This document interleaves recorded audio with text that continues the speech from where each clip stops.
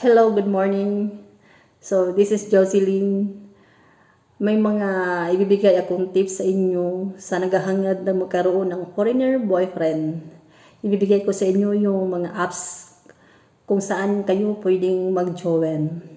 At paano nyo malalaman kung scammer ang kachat nyo at yung serious na lalaki. Ito. So, unang-una, pwede kayo mag-join doon sa Facebook dating site. Mag-search kayo doon ng single dating site, soulmate dating site, Asian dating site. Doon yan sa Facebook lahat. So, mag-join kayo doon. So, hintayin ninyo ang approval ni admin. Once pag ma-approve na kayo ni admin, pwede na kayo magpo-post ng mga picture nyo, 1 or 2. So, once pag makatanggap kayo ng maraming message, may magko-comment nyo doon.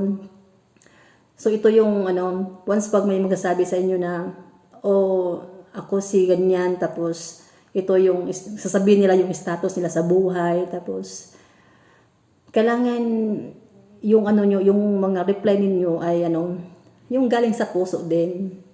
Tapos, pakinggan mo sila sa mga sinasabi nila. Tapos, once pag magtatanong yung foreigner sa'yo na, can you share your status? Like that. So, kailangan yung sabihin kung anong mayroon ka. Kailangan maging honest ka kasi yan ang gusto nila. Sabihin mo sa kanila na, I am a single mom, kung single mom ka man, or single, or divorced ka, ganyan, or separated. Sabihin mo yung totoo. Kasi, mas gusto nila talaga yung, lalo na pag single mom ka, doon sila na-impress.